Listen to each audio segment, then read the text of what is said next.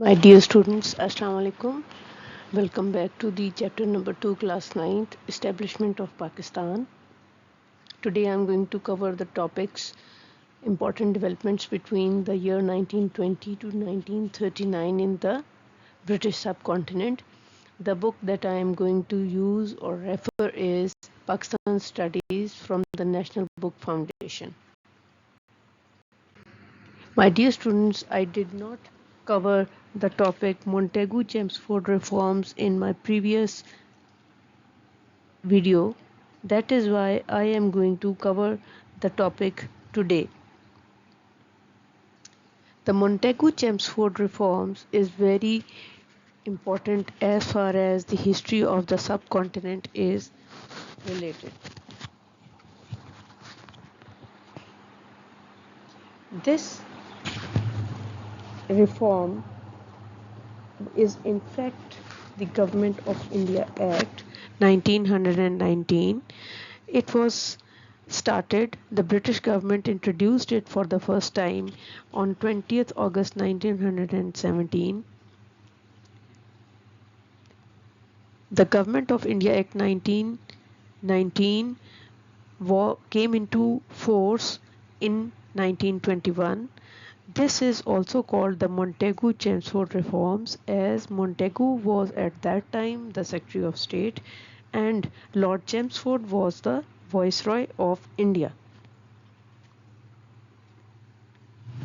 My dear students, let's look at the important points of the Montagu-Chelmsford reforms.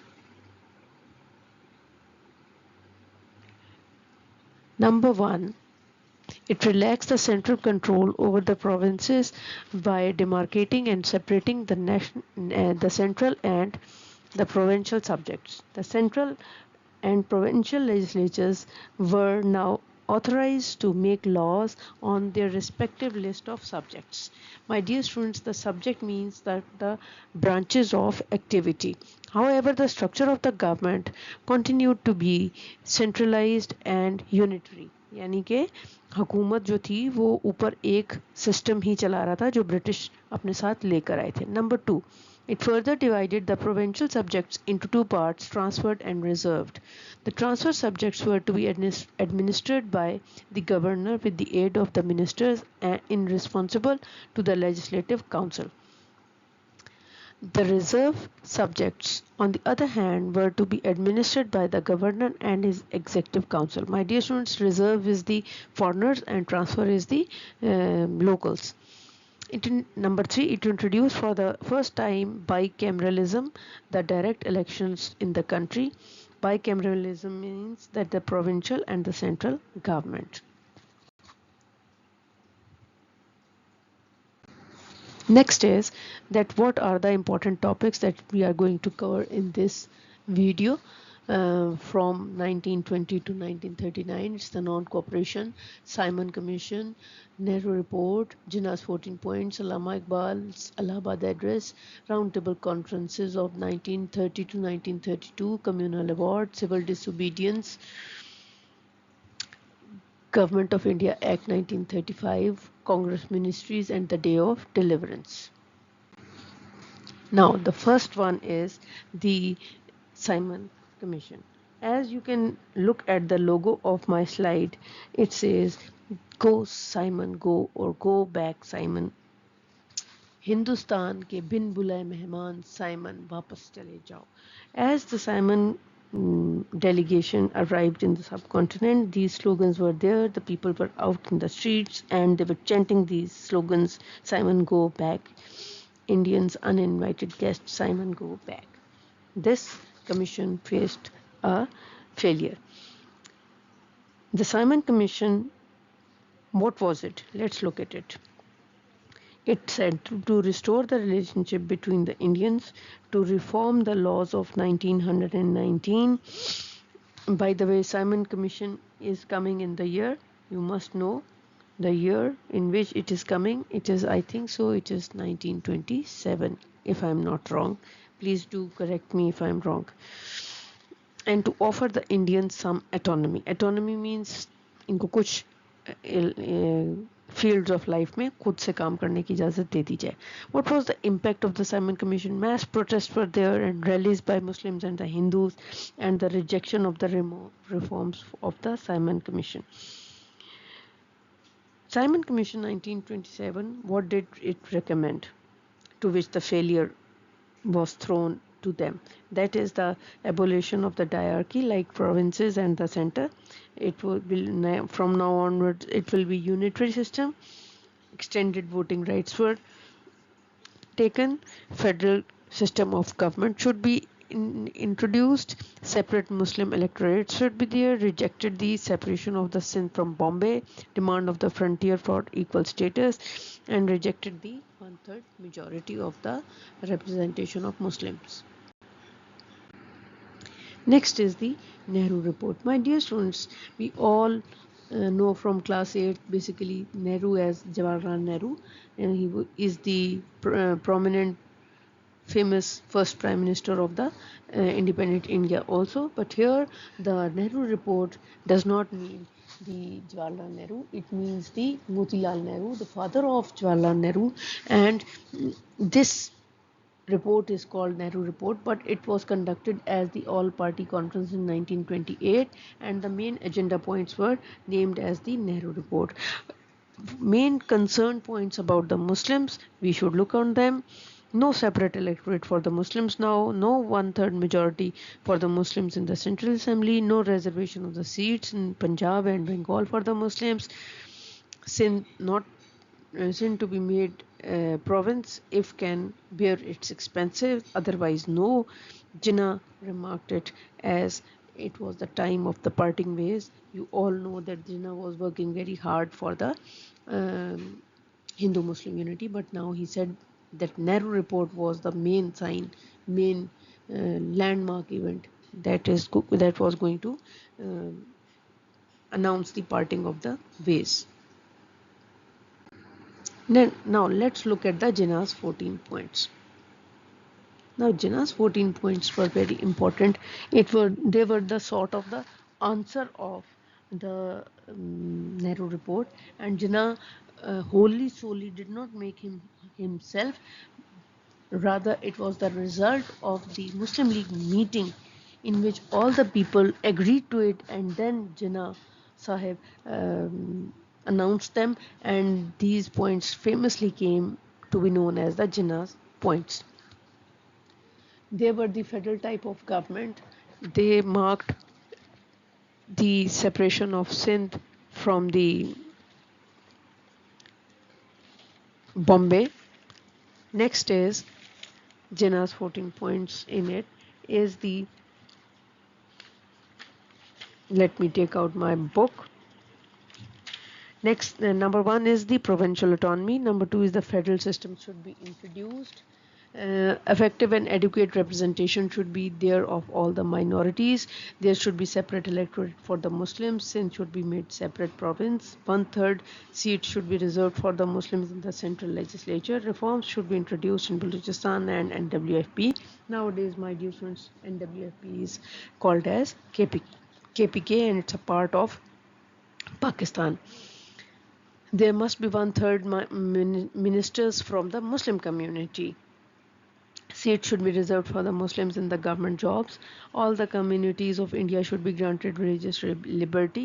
Bill belonging to particular religious community should not be passed till the legislature.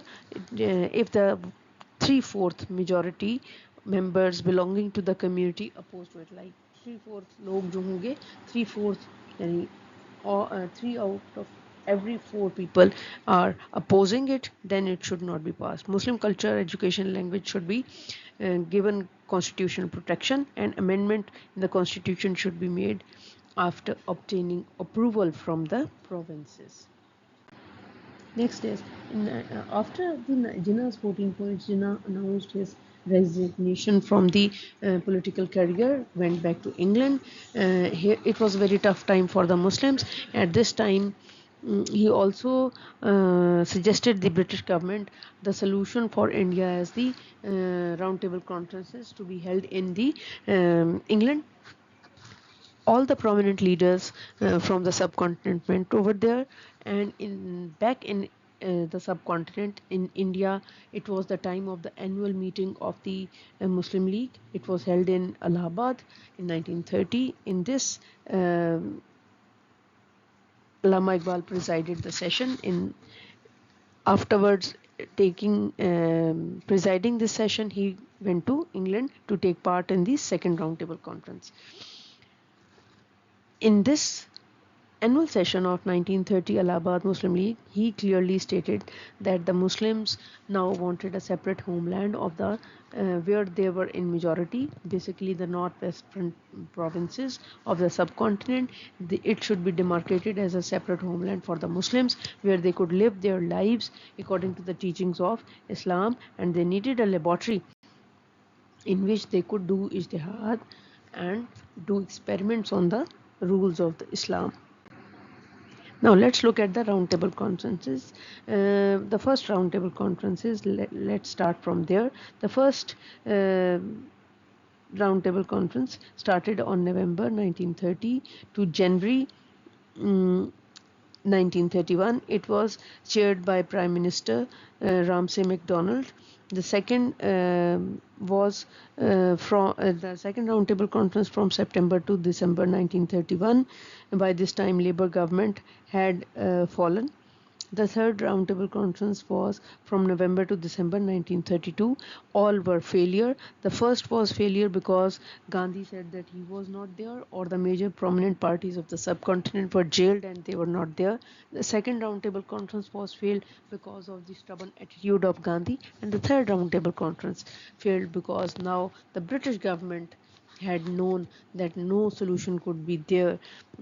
All the parties were not ready to go in one direction. As well as I have given you the reason that in 1932 the Labour government had fallen. The main points of the first roundtable conference: the British government decided to hold it in the conference. The first session was started in London. Except Congress, all the parties were there, and the Muslim leaders representing Muslim League were Mr. Jinnah, Muhammad Ali Johar, Maulvi Fazle Haq, Sir Muhammad Shafi, etc. These people were representing, and the government agreed to separate electorate and other important points by the Muslim League. The second, after the first roundtable conference, the Gandhi-Irwin Pact was signed with Gandhi and Lord Irwin, and in which Lord Irwin agreed that Gandhi and other prominent leaders will be allowed to go to England to attend the conference. Congress attended the conference, and Allama Iqbal, Sir Aga Khan, Jinnah were there to represent the Muslim League. The third roundtable conference was also a failure.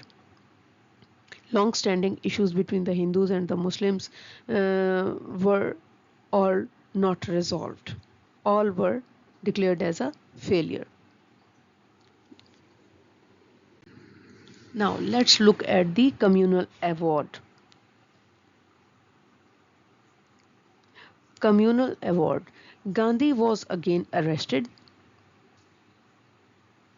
Communal award was made by the British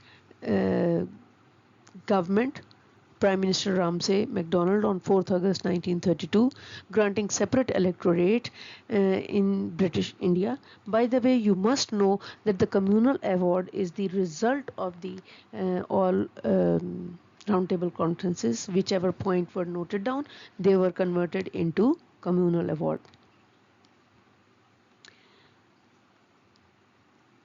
For the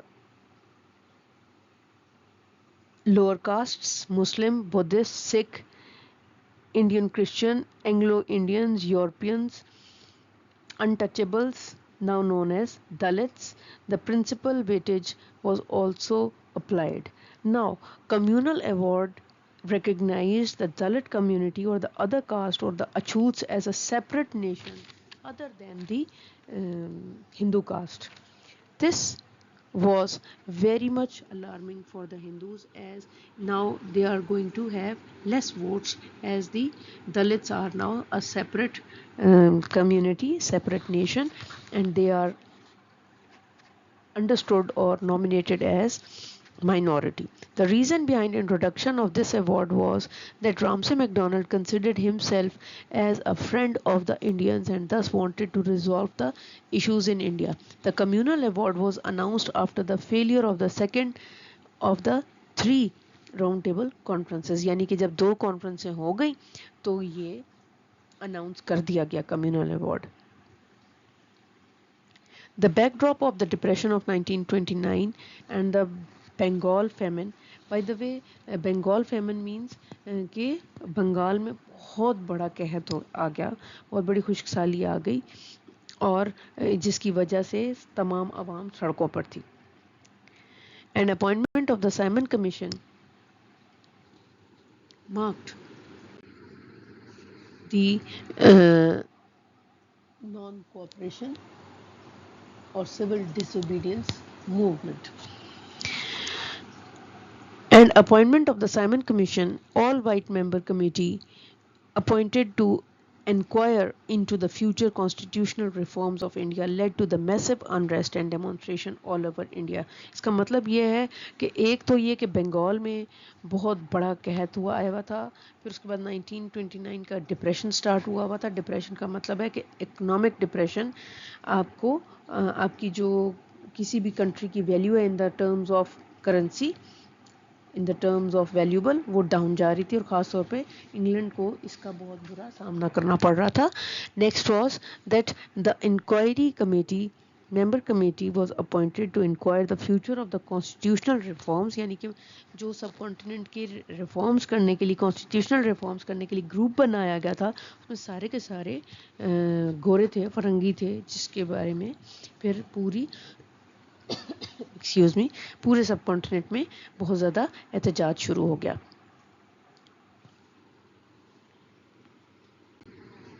Next is the Government of India Act. In 1935, the government introduced its future constitution, in which most of the demands of the 14 points were also accepted over here. And in this constitution, the future elections were also decided. Main points of the Government of India Act are given. Organizational structure was there. On the top of the British Parliament and Crown, who were supreme. Under the Parliament and Crown was the Secretary of State for India, who was British cabinet member. Under the Secretary of State, one Governor General was placed. He was appointed by the Crown. Governor General was expected to listen to the ministers. However, he was free to reject or to approve anything. Under the Governor General were three governors of the provinces. Governors were expected to listen to the ministers elected by the way of the limited franchise. However, the governor was free to reject the advice or listen to or approve any of the advices. Government of India Act introduced many things. Number one was the bicameral legislature, like the Council of the State served the upper house, comprising 260 members, with 156 representing the provinces and 104 representing the states. Federal Assembly serving the lower house chamber consisted of 375 members, with 250 representing the province and 125 representing the states. By the way, the Constitution of 1935, the Government of India Act, will in future be very important, and it will also be adopted by the new Pakistan. Federal system was introduced. Division of the power was there. There was a federal list, provincial list, and concurrent list. My dear student, federal list was that only the federal government could take action in the certain departments. Provincial list, it was the provincial government could take action in the certain departments, and concurrent, that the other departments or the both could take action or the separate take action. Provinces, 11 provinces were there in the 1935 Act. Provincial autonomy was increased. Council of the ministers Each province had a council of ministers and governor was obliged to act. Abolition of the Indian Council. Indian Council was abolished. Federal court consisted of the Chief Justice and 6 other judges served as the highest court. Act approved in detail the powers of the federal court. 1935 Act failed to satisfy the different sections of the Indian society due to its inability to meet their expectations. The provincial governor and the Viceroy of India had significant powers. The federal system introduced under the Act had some flaws. The central portion of the 1935 Act could not be implemented and only the provincial part was put into effect.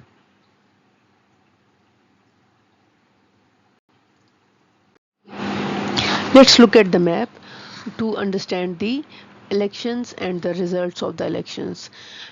Congress won most of the seats, even the Muslim seats also were won by Congress. Minority Muslim parties won seats in Punjab and Sindh, and Muslim League could not win any of the or the most of the seats, and drastically or it was a disaster in the subcontinent. Quaid-e-Azam, who had returned from England and started to take part in the politics, was set ablaze. He was very much surprised that what had happened and Muslim League did not win. After this started the time period of Congress ministries. In this time period, 2 year time period, Quaid-e-Azam had a time to reorganize Muslim League. He reorganized Muslim League by certain points, like he redesigned the constitution of Muslim League. He lowered the fees of the membership of Muslim League. He made the female wing. He did visits all over India and made the Muslims realize that if they wanted to make Pakistan, Muslim League had to win the election at all cost. And in this time period of 2 years, the Muslims realized by the cruel efforts, cruel activities done by the winners party Congress, that Congress was not a neutral party of all the nations of the subcontinent. It was the only party of the Hindu majority community, and the Muslims, if they wanted to live their lives according to the teachings of Islam, now wanted a separate homeland. Let's look at the cruel activities of the Congress ministers. Number one was the hoisting of the party flags. Like wherever they went in the 8 provinces where they had won the election, the Congress party flag was hoisted.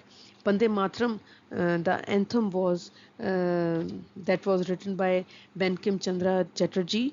This was the negative anthem against Muslims. The Muslims could not sing it, but it was made compulsory in all the schools and areas.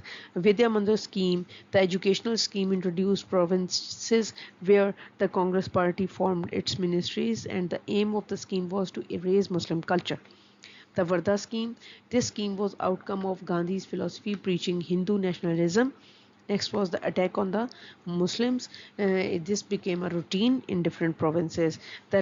As in 1939, the Second World War start, the British now wanted the Congress and the locals to do more for them, and Congress now wanted nothing to do more for the British government. That is why they resigned from the government. As a result, the Muslim League and Quaid-e-Azam celebrated that day. Quaid-e-Azam celebrated the Day of Deliverance in 1939, 22nd December 1939. This day is marked as the Day of Deliverance. My dear students, take out your books at page number, let me look at the page number 32. Look at the first paragraph. Page 32, first paragraph, last line. It says, observe the day of deliverance on December 22, 1930. My dear students, 1930 is wrong. it is 1939. Corrected. As the Congress ministries were critical time period for the Muslims, as their lives, properties, and religions came under attack, Congress introduced anti-Muslim educational schemes, promoted sense of one nation in India. Muslims peacefully criticized these policies and were happy after the resignation of the Congress ministries. Quaid-e-Azam announced this day as the Day of Deliverance. In Urdu, we may call it Yom-e-Nijat. It marked the end of the Congress ministries, and Jinnah declared the resignation as the of the Congress ministries as the Day of Deliverance. In 1938 and 1939, my dear students, Muslim League tried to bring light to the grievances of the Muslims and Muslim groups in Indian states run by Congress government, and the efforts led to the documents like Pirpur Report in 1938. It was published and it highlighted the Muslim sufferings under the Congress rule by A.K. Fazlul Haq, and the Sharif Report in the Bihar province in 1938, documenting pro-Hindu and anti-Muslim blasts under the British government, Congress government. On December 2, 1939, Jinnah put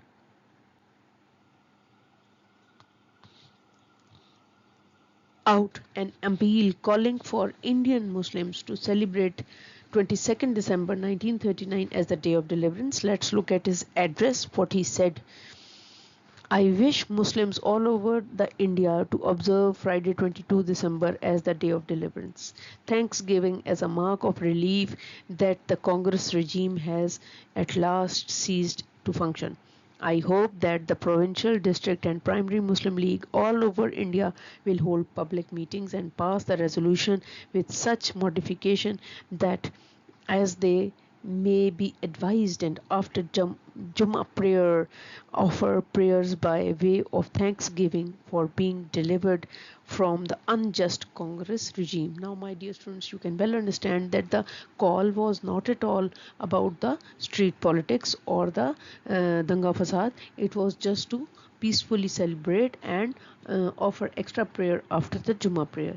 Now my dear students, we are at the end of the 1920 to 1939 important events. We will meet again in the next video where we will cover from 1940 to 1947 events. Allah Hafiz, stay blessed, stay happy, revise your work.